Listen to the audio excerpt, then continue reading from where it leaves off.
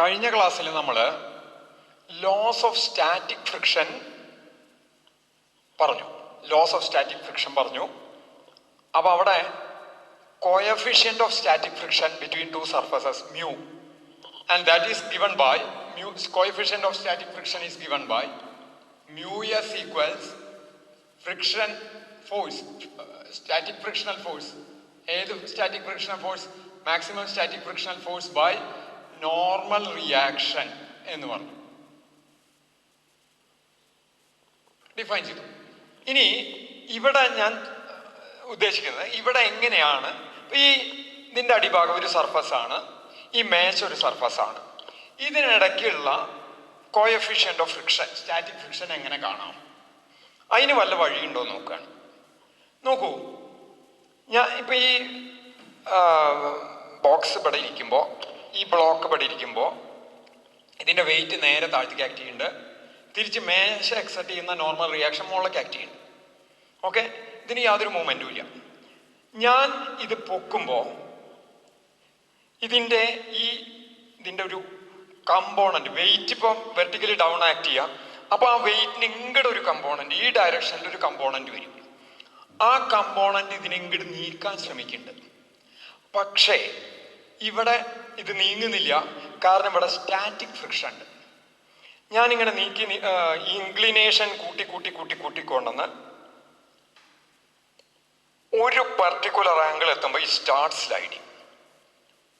Inclination ഇതിന്റെ ചെരിവ് കൂട്ടിക്കൊണ്ടെന്ന് ഒരു പർട്ടിക്കുലർ ആംഗിൾ എത്തുമ്പോൾ അങ്ങനെ കൂടുന്തോറും ഇങ്ങോട്ടുള്ള കോമ്പണന്റ്, ആ ഇൻക്ലിനേഷന്റെ പാരലൽ ആയിട്ടുള്ള ഡയറക്ഷൻ, ഈ ഡയറക്ഷനിലുള്ള കോമ്പണന്റിന്റെ തീറ്റ കൂടുന്തോറും, ഈ ഇൻക്ലിനേഷൻ കൂടുന്തോറും കൂടി വന്ന് ഒരു പർട്ടിക്കുലർ ആംഗിളിൽ the component is just sufficient, component of weight is just sufficient to overcome the static friction. Static ഫ്രിക്ഷനെ മറികടക്കാൻ പാകത്തില് ആ വെയിറ്റിന്റെ ഇങ്ങോട്ടുള്ള കോമ്പണന്റ് വരുന്നു. റൈറ്റ്? അപ്പോ അത് എപ്പോ സ്ലൈഡ് ചെയ്യാൻ തുടങ്ങുന്നോ, എപ്പോ ഈ ഓബ്ജക്റ്റ്, ഈ മേശ കൂടെ ഈ ബ്ലോക്ക് സ്ലൈഡ് ചെയ്യാൻ തുടങ്ങുന്നോ, സ്ലൈഡ് ചെയ്യാൻ തുടങ്ങുന്ന ഇൻസ്റ്റന്റില് ലിമിറ്റിംഗ് ഫ്രിക്ഷൻ എന്ന് പറയുന്നതും ഇങ്ങോട്ടുള്ള ഈ കോമ്പണന്റും ഓൾമോസ്റ്റ് ഈക്വൽ ആണ്. ജസ്റ്റ് കൂടി നിൽക്കുക എന്ന് പറയുന്നത്, ഇങ്ങോട്ടുള്ള ഈ കോമ്പണന്റ് ജസ്റ്റ് അങ്ങോട്ട് കൂടിയത് മൂവ്മെന്റ് സ്റ്റാർട്ട് ചെയ്യും. അപ്പൊ ഓൾമോസ്റ്റ് ആ നേരത്ത് ലിമിറ്റിംഗ് ഫ്രിക്ഷൻ എന്ന് പറഞ്ഞാൽ മാക്സിമം സ്റ്റാറ്റിക് ഫ്രിക്ഷനും വെയിറ്റിന്റെ ഈ ഡയറക്ഷനിലുള്ള കോമ്പണന്റും ഇൻക്ലിനേഷന്റെ ഡയറക്ഷനിലുള്ള കോമ്പണന്റും ഓൾമോസ്റ്റ് സെയിം ആണ്. ജസ്റ്റ് ഒരു പൊടിക്ക് കൂടി നിൽക്കുക, മൂവ്മെന്റ് സ്റ്റാർട്ട് ചെയ്ത ഉടനെ ജസ്റ്റ് ആ കോമ്പണന്റ് ഒന്ന് കൂടി നിൽക്കണ്ടാവും. വെയിറ്റിന്റെ ആ കോമ്പണന്റ്, മൂവ്മെന്റിന്റെ ഡയറക്ഷനിലുള്ള ഘടകം ഒന്ന് കൂടി നിൽക്കണ്ടാവും. ഞാൻ അതിന്റെ ഒരു ഫിഗർ വരയ്ക്കാം. ആദ്യം നമ്മൾ ഹൊറിസോണ്ടൽ വരയ്ക്കുന്നു. Let this be the horizontal. ഇവിടെ ഈ ബ്ലോക്ക് ഇരിക്കുകയാണ്, ഇവിടെ ഈ ബ്ലോക്ക് ഇരിക്കുന്നു.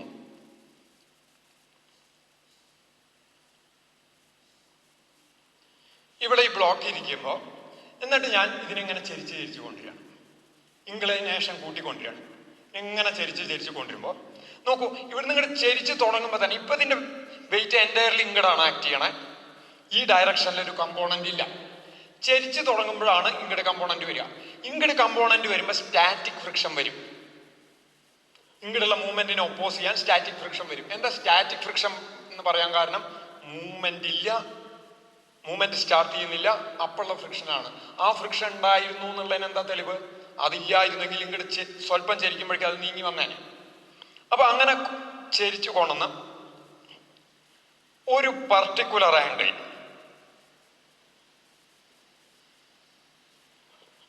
ഇൻക്രീസ് ചെയ്ത് വന്ന് ഇത് ഇൻക്ലിനേഷൻ കൂട്ടി വരികയാണ്, കൂട്ടി ഒരു പർട്ടിക്കുലർ ആംഗിൾ തീറ്റ. അപ്പൊ ഈ ഓബ്ജക്റ്റ് ഇവിടെ ഇല്ല, ഇവിടെയാണ്.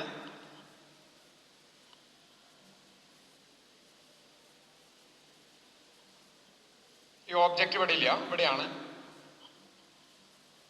ഒരു പർട്ടിക്കുലർ ആംഗിളിൽ ഇറ്റ്സ് ജസ്റ്റ് തീറ്റയ്ക്ക് ഇറ്റ്സ് ജസ്റ്റ് സ്റ്റാർട്ട് സ്ലൈഡിങ്. അത് നിരങ്ങി നീങ്ങാൻ തുടങ്ങും. ആ നിരങ്ങി നീങ്ങാൻ തുടങ്ങുമ്പോ നോക്കൂ, ഇതിന്റെ വെയിറ്റ് വെർട്ടിക്കലി ഡൗൺ ആണ് ആക്ട് ചെയ്യണത്. Weight mg acts vertically down. അപ്പൊ എനിക്കിതിനെ നമ്മൾ കഴിഞ്ഞ ക്ലാസ്സിൽ പറഞ്ഞു കോമ്പണൻസ് ആയിട്ട്, കഴിഞ്ഞ ക്ലാസ്സിൽ പറയുണ്ടായി കോമ്പണൻസ് ആയിട്ട് സ്പ്ലിറ്റ് ചെയ്യും. ഒരു ആക്സിസ് മ്യൂച്വലി പെർപെൻഡിക്കുലർ ആക്സിസ് ഇതിന്റെ ഒറിജിനിലേക്ക് സെന്ററിലേക്ക് അറ്റാച്ച് ചെയ്യാണ്. ഇത് ഒരു കോമ്പണന്റ്. ഈ ആംഗിൾ തീറ്റയാണ്. ഇത് തീറ്റ വരാൻ കാരണം ഞാൻ പറയുണ്ടായി, കഴിഞ്ഞ ക്ലാസ്സിൽ പറയുണ്ടായി. ഇതിങ്ങട് വന്നു. പിന്നെ ഈ ഇൻക്ലിനേഷന് പാരലായിട്ട്, ഈ ഇൻക്ലിനേഷന് പാരലായിട്ട് ഒരു കോമ്പണന്റ് വരും. നോക്കൂ, അപ്പൊ ഇതും ഇതും ഇടയ്ക്കുള്ള ആംഗിൾ 90 ഡിഗ്രി ആണ്. അപ്പൊ ഇതിന്റെ അഡ്ജസന്റ് സൈഡാണ് എം ജിക്ക് അഡ്ജസന്റ് ആയിട്ടുള്ള side. This is M G cos theta and this is M G sine theta. ഈ എം ജി സൈൻ തീറ്റയാണ് ഇതിനെ, ഈ വെയിറ്റിന്റെ ഈ കോമ്പണന്റ് ആണ് ഇതിനെ ഇങ്ങോട്ട് നിരക്കി കൊണ്ടിരുന്നത്. സ്ലൈഡ് ചെയ്യിക്കുന്നത് ഈ കോമ്പണന്റ് ആണ്. അപ്പോ നേരെ മറിച്ച് ഈ ബ്ലോക്ക് പടി ഇരിക്കുമ്പോൾ ഈ തീറ്റ 0 ആവുകയും, ഇത് നേരെ പടിയാണ്, ഈ എക്സാക്ട്ലി ഹൊറിസോണ്ടൽ ആയിട്ടാണ് ഈ ബ്ലോക്ക്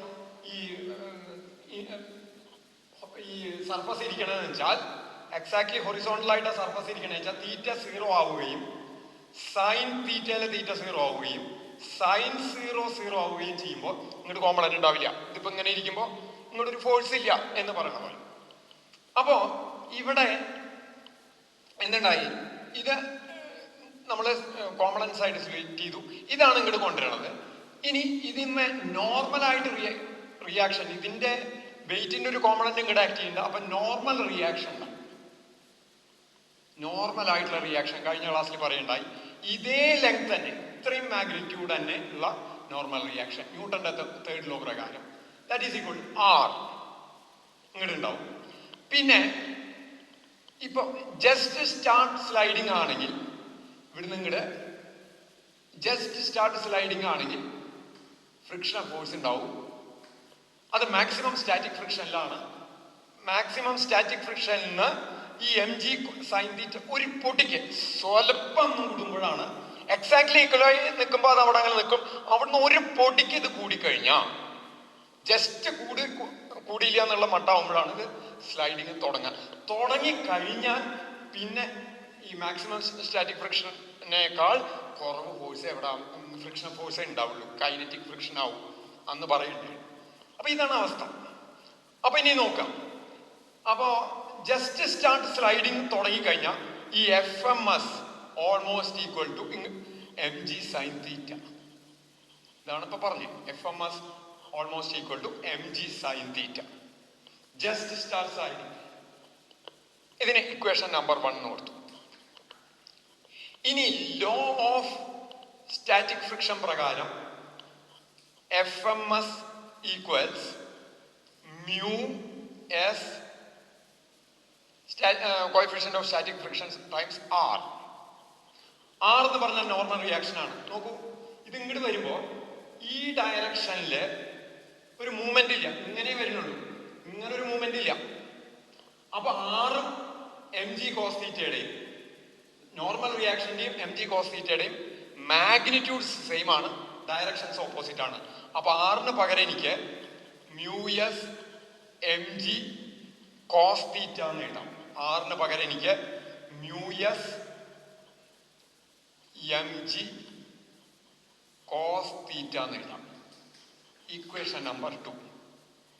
ഇതിനെ രണ്ടിനെയും, ഇക്വേഷൻ 1നെയും ഇക്വേഷൻ 2നെയും ഹരിക്കുക എന്ന് പറഞ്ഞാൽ ഇടതുവശങ്ങൾ സെപ്പറേറ്റ് ആയിട്ട് ഹരിക്കുക. രണ്ട് ഇക്വേഷനുകളെ ഹരിക്കുക എന്ന് പറഞ്ഞാൽ ഇടതുവശങ്ങൾ സെപ്പറേറ്റ് ആയിട്ട് ഹരിക്കുക, വലതുവശങ്ങൾ സെപ്പറേറ്റ് ആയിട്ട് ഹരിക്കുക.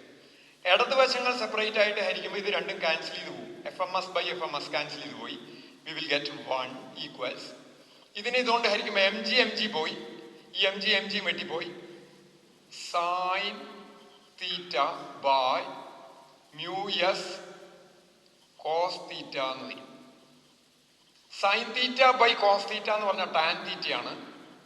So we will get tan theta by mu S എന്ന് വരും. മ്യൂ എസിനെ ഇങ്ങോട്ട് മൾട്ടിപ്ലൈ ചെയ്താൽ mu S equals tan theta. ഈ തീറ്റയ്ക്ക് പറയുന്ന പേരാണ്. ഏത് ആംഗിൾ വെച്ചിട്ടാണ് ഇത് ജസ്റ്റ് സ്റ്റാർട്ട് സ്ലൈഡ് ചെയ്യണേ, ആ ആംഗിളിനെ പറയുന്ന പേരാണ് angle of friction or angle of repose എന്ന് പറയും. അപ്പോൾ ഇതിനിടയ്ക്കുള്ള ഈ കോഎഫിഷ്യന്റ് ഓഫ് സ്റ്റാറ്റിക് ഫ്രിക്ഷൻ കാണാൻ ഈ സർഫസിനെ അങ്ങോട്ട് ഇൻക്ലിനേഷൻ കൂട്ടി കൊണ്ടുവരിക. ഏത് ആംഗിളിലാണ് അത് കൃത്യമായിട്ട് പുറപ്പെടണേ നോക്കുക. നോക്കിയിട്ട് അതിന്റെ ടാൻജന്റ് എടുത്താൽ tangent of angle of repose equals coefficient of static friction. അങ്ങനെ അത് കണ്ടുപിടിക്കാൻ സാധിക്കും. ഇത്രയാണ് നമ്മൾ സ്റ്റാറ്റിക് ഫ്രിക്ഷനെ കുറിച്ച് പറയുന്നത്. ഇനി നമുക്ക് കൈനറ്റിക് ഫ്രിക്ഷനിലേക്ക് കിടക്കാം. കൈനറ്റിക് ഫ്രിക്ഷനിലേക്ക് കിടക്കുമ്പോൾ അവിടെയും ഇതുപോലെ 3 ലോസ് ഉണ്ട്. ആദ്യത്തെ 3നെ നമ്മൾ ആദ്യത്തെ 2 ഒരുമിച്ച് ചേർത്ത് ഒരെണ്ണമായിട്ട് പറഞ്ഞു സ്റ്റാറ്റിക് ഫ്രിക്ഷനിൽ. അതുപോലെ പടിയും പറയാം. എപ്പോഴാണ് കൈനറ്റിക് ഫ്രിക്ഷൻ ഉണ്ടാവുക? ഈ ഒരു ബോഡി വേറൊരു സർഫസിൽ സ്ലൈഡ് റോൾ ചെയ്യുമ്പോഴാണ് കൈനറ്റിക് മൂവ്മെന്റ് ഉള്ളപ്പോഴുള്ള ഫ്രിക്ഷനെയാണ് കൈനറ്റിക് ഫ്രിക്ഷൻ എന്ന് പറയുന്നത്, ആണല്ലോ. അപ്പോ ഇവിടെ ദ കൈനറ്റിക് ഫ്രിക്ഷൻ എക്സ്പെരിമെന്റൽ ആയിട്ട് സ്റ്റഡി ചെയ്ത് നോക്കിയപ്പോൾ മനസ്സിലായത് ഫസ്റ്റ് നിയമം തന്നെ, kinetic friction between 2 surfaces depends on nature of the surfaces whether it is smooth or rough. ഏതിൽ വരുന്ന പോലെ? സ്റ്റാറ്റിക് ഫ്രിക്ഷനിൽ വരുന്ന പോലത്തെ നിയമം തന്നെയാണ് ഇവിടെയും പറയുന്നത്. Kinetic friction between 2 surfaces depends on nature of surfaces and independent on area of contact. ഈ ലോ സ്റ്റാറ്റിക് ഫ്രിക്ഷനിലും കൈനറ്റിക് ഫ്രിക്ഷനിലും കോമൺ ആണ്. ഫസ്റ്റ് ലോ സ്റ്റാറ്റിക് ഫ്രിക്ഷനിലും കൈനറ്റിക് ഫ്രിക്ഷനിലും കോമൺ ആണ്. ഇനി ഒരു കാര്യം കൂടി പറയാം. ഈ സർഫസിലാണ് മൂവ് ചെയ്യണമെന്ന് വെച്ചാൽ ഈ ഫ്രിക്ഷൻ ഓഫ് ഫോഴ്സ് എപ്പോഴും ആ കോണ്ടാക്ട് ലൈന് ടാൻജൻഷ്യൽ ആയിട്ടാണ് ആക്ട് ചെയ്യുക. ഇപ്പൊ ഇങ്ങടാ മൂവ് ചെയ്യണമെന്ന് വെച്ചാൽ ഫ്രിക്ഷൻ ഇങ്ങടെ ആക്ട് ചെയ്യും.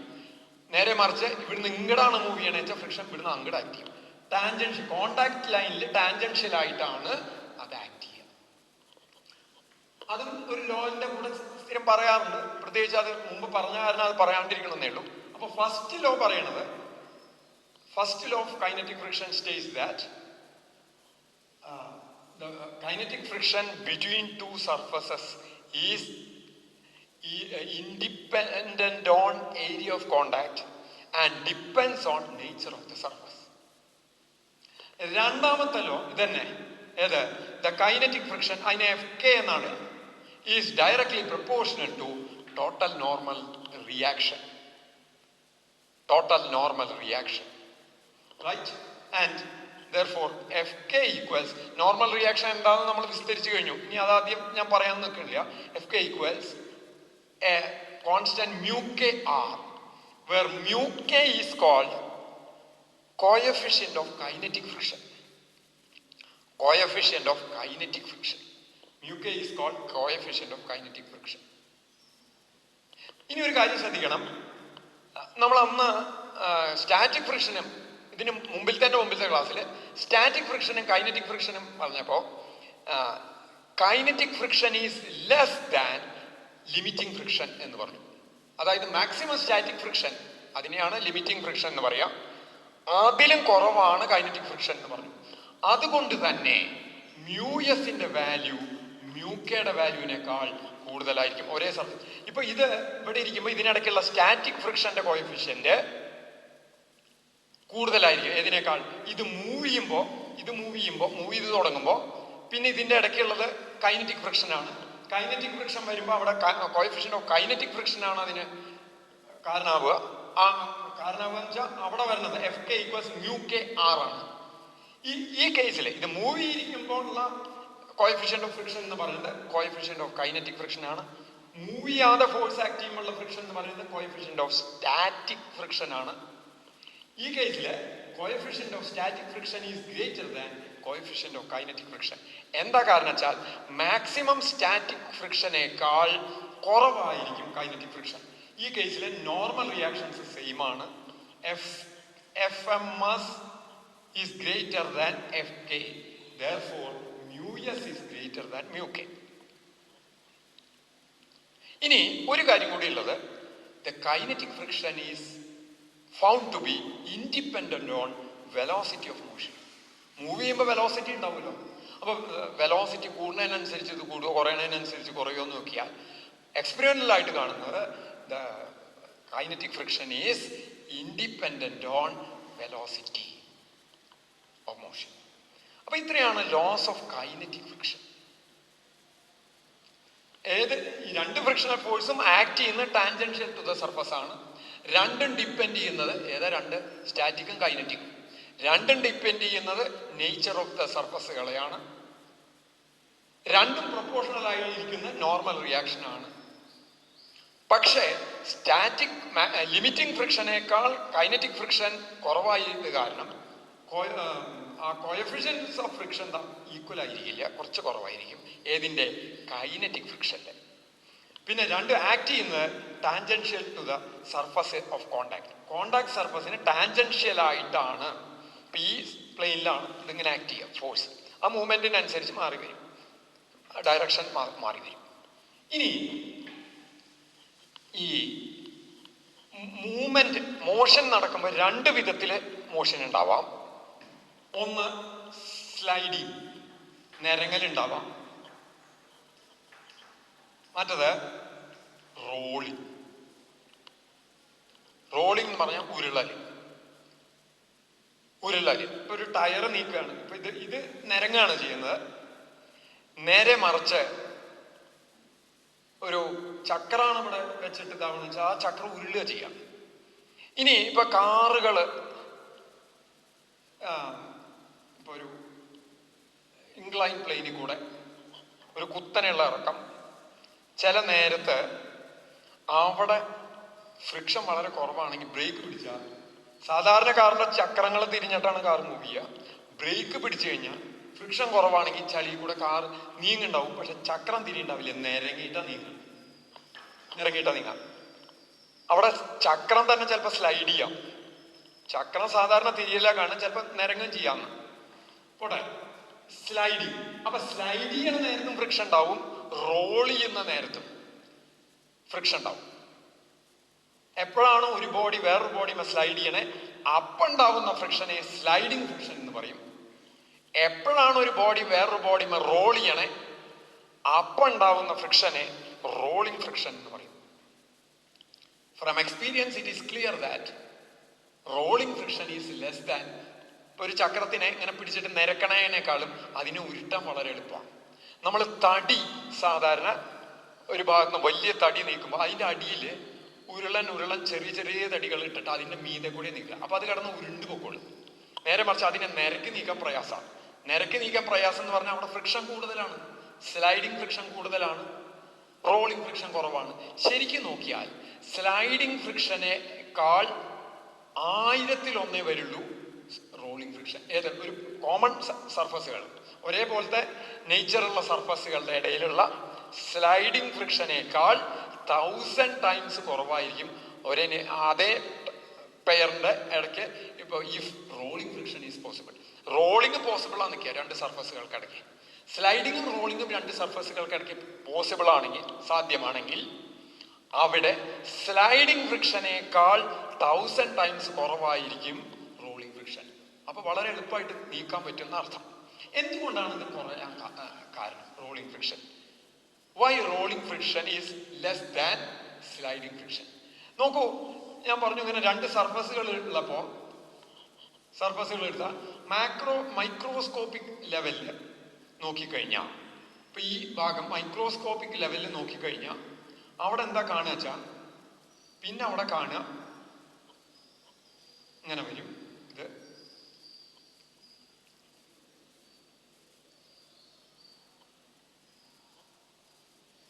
ഇങ്ങനെയൊക്കെയാണ് വരിക. അപ്പൊ ഇവിടെ രണ്ട് പോയിന്റ് ഓഫ് കോണ്ടാക്ട് ശരിക്കുള്ളൂ.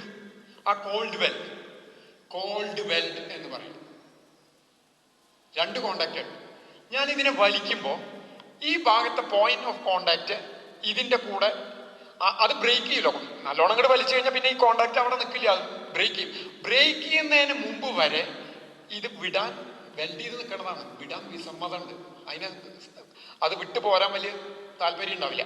അപ്പൊ എന്താ വെച്ചാ അത് ഇങ്ങോട്ട് നീളും. ഷിയേഡ്, ഇറ്റ് ഗെറ്റ്സ് ഷിയേഡ്.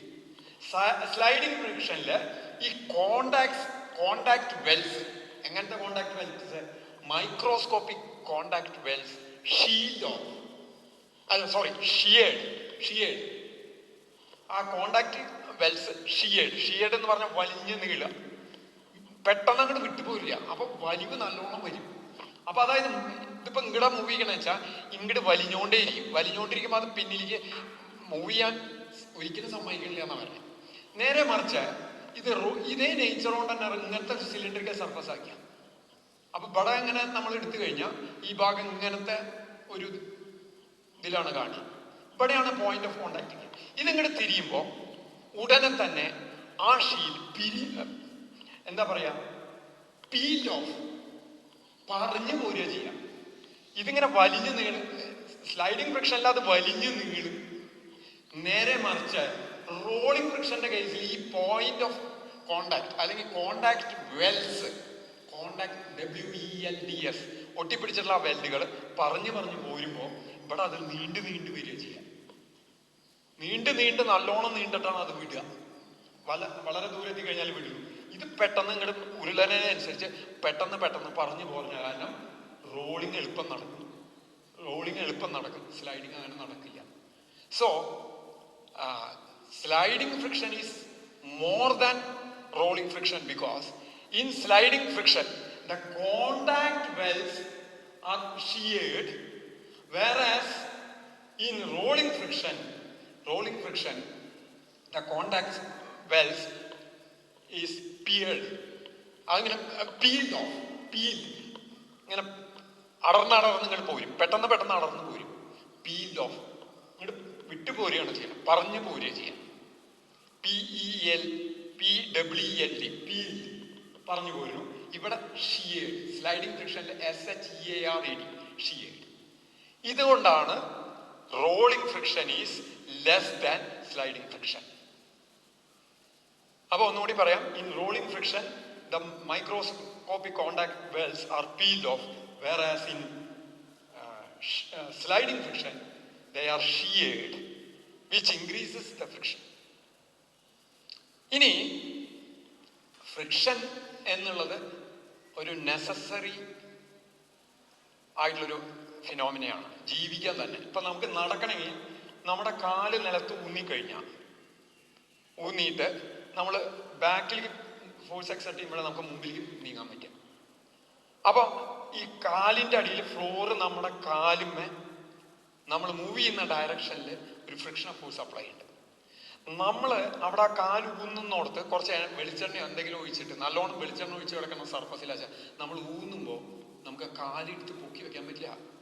ആ ഫ്രിക്ഷൻ കിട്ടിയില്ലെങ്കിൽ നമുക്ക് അവിടെ നീങ്ങാൻ പറ്റില്ല, വഴുതി വീഴുന്ന പോലെ തോന്നും. ഇങ്ങനെ ഇഷ്ടംപോലെ എക്സാമ്പിൾ ഉണ്ട്.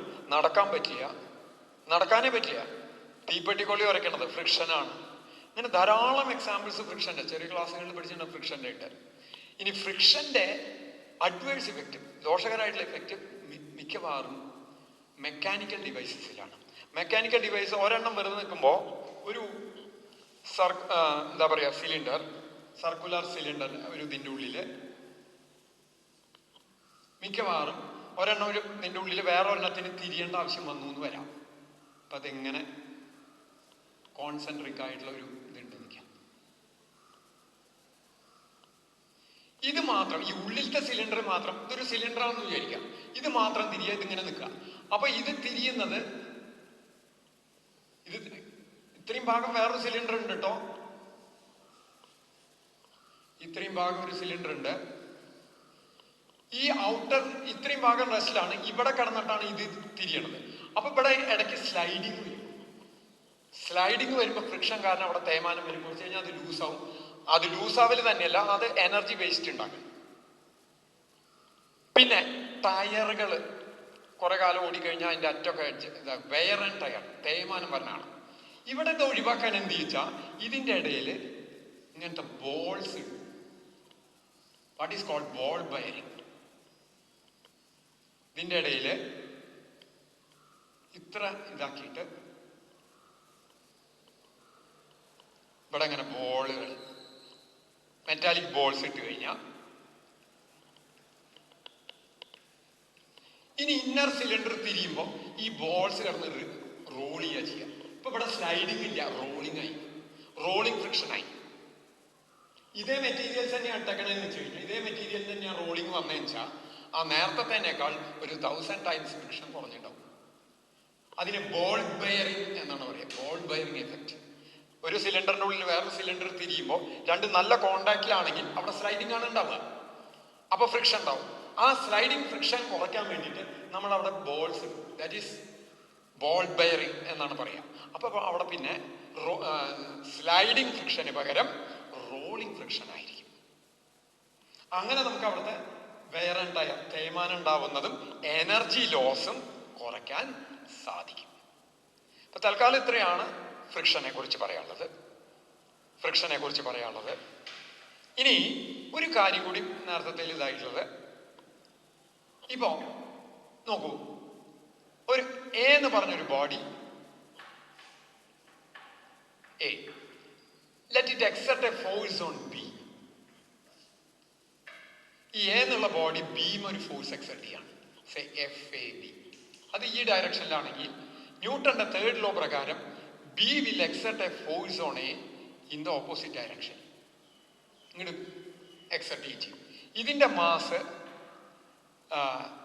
M1, ഇതിന്റെ മാസ് M2 ആണെന്ന് വിചാരിക്കും. ഇതിനുണ്ടായിട്ടുള്ള ആക്സലറേഷൻ A1, ഇതിനുണ്ടായിട്ടുള്ള ആക്സലറേഷൻ A2 എന്ന് വിചാരിക്കും. അപ്പൊ ന്യൂട്ടന്റെ 3rd ലോ പ്രകാരം FAB equals minus FBA. The negative sign shows that the forces are in the opposite direction.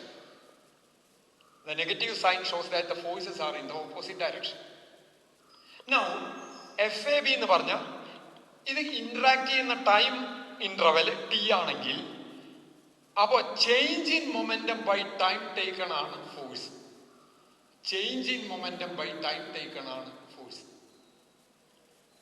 Okay, അങ്ങനെ വരുമ്പോൾ ചേഞ്ച് ഇൻ മൊമെന്റം എന്ന് പറയുന്നത് final momentum minus initial momentum.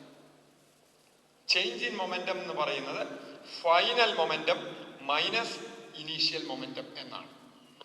അതായത് നോക്കൂ, ഈ ഫോഴ്സ് ആക്ട് ചെയ്യണ കാരണം A1 ആക്സലറേഷൻ ഉണ്ടായി, T ടൈമിൽ ആക്ട് ചെയ്തപ്പോൾ അതിന്റെ വെലോസിറ്റി A1ന്റെ വെലോസിറ്റി U1 എന്ന് V1 ആയി,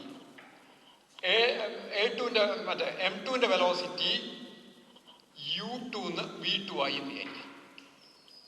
അപ്പോ FAB എന്ന് പറയുന്നത് M1 V1 minus M1 U1 by T എന്ന് എഴുതാം. I think this is clear. M1 V1 എന്ന് പറഞ്ഞ ഫൈനൽ മൊമെന്റം, M1 U1 എന്ന് പറഞ്ഞ ഇനീഷ്യൽ മൊമെന്റം, T എന്ന് പറഞ്ഞ time taken. Final momentum minus initial momentum by time taken is the force on A. അതായത് change in momentum by time taken is the force. Similarly equals minus of, ഇതിനെ എഴുതുമ്പോൾ M2 V2 minus M2 U2 by T. രണ്ട് ഭാഗത്തും ടിയും ടിയും വെട്ടിപ്പോയി. അപ്പൊ എന്ത് വന്നു? ഇനി ആ ബ്രാക്കറ്റ് പൊളിക്കുക. ബ്രാക്കറ്റ് പൊളിച്ചാൽ we will get M1 V1 minus M1 U1 equals, bracket പൊളിച്ചു കഴിഞ്ഞപ്പോൾ minus M2 V2 plus M2 U2 എന്ന്. ആ മൈനസ് ടേംസിനൊക്കെ ഒരു ഭാഗത്തേക്ക് കൊണ്ടുപോവാ, അല്ലെങ്കിൽ U1 ടേംസിനൊക്കെ ഒരു ഭാഗത്തേക്ക് കൊണ്ടുപോവാ, VV ടേംസിനെ ഒരു ഭാഗത്തേക്ക് കൊണ്ടുപോവാ, UU ടേംസിനെ ഒരു ഭാഗത്തേക്ക് കൊണ്ടുപോയാൽ what we will get is M1 U1, ഈ M1 V1 അതിനെ അവിടെ നിർത്തി, M1 V1 ഈ M2 V2നെ ഇപ്പുറത്തേക്ക് കൊണ്ടുവന്നാൽ അവിടെ മൈനസ് ആയതുകൊണ്ട് M2 V2 ഈക്വൽസ് ഇതിനെ അപ്പുറത്തേക്ക് കൊണ്ടുപോവാ M1, ഈ മൈനസ് M1 U1 അപ്പുറത്തേക്ക് കൊണ്ടുപോയാൽ this becomes plus M1 U1 plus M2 U2. ഇത് നോക്കൂ, momentum of A after collision, after interaction, after the force acting. V2 എന്ന് പറഞ്ഞ M2 V2 എന്ന് പറഞ്ഞ momentum of B after interaction. ഇവിടെ ഫോഴ്സ് എക്സർഷന് ശേഷം ഉള്ളതാണ്. M1 U1 എന്ന് പറഞ്ഞ momentum of A before interaction. M2 U2 എന്ന് പറഞ്ഞ momentum of B before interaction. അപ്പൊ ഇവിടെ എന്ത് വന്നു? Total momentum before interaction equals total momentum after interaction. Total momentum before interaction equals total momentum after interaction. അതായത് momentum is conserved, total momentum is conserved. അപ്പൊ രണ്ട് bodies interact ചെയ്യുമ്പോൾ total momentum is conserved. When no net force, ഈ രണ്ടെണ്ണം അങ്ങോട്ടും ഇങ്ങോട്ടും forces exert ചെയ്യല്ലാണ്ട് അതും വേറെ പുറമേ നിന്ന് ഫോഴ്സ് ഇല്ലാത്തടത്തോളം കാലം ഇതിന്റെ total momentum before interaction equals total momentum after interaction. ഈ ഇന്ററാക്ഷൻ ചിലപ്പോൾ കൊളീഷൻ ആവാം, വന്നിടിക്കലാവാം. വന്നിടിക്കലാണെങ്കിൽ total momentum before collision equals total momentum after collision എന്ന് പറയാം.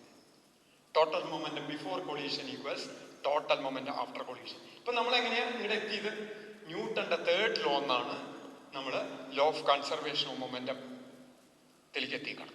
Total momentum before collision equals total momentum after collision.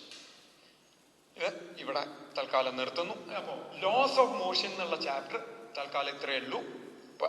നമ്മുടെ സിലബസിനനുസരിച്ച് പഠിക്കാൻ ഇത്രയേ ഉള്ളൂ. കഴിഞ്ഞു. ഇനി അടുത്ത ക്ലാസ്സിൽ നമ്മൾ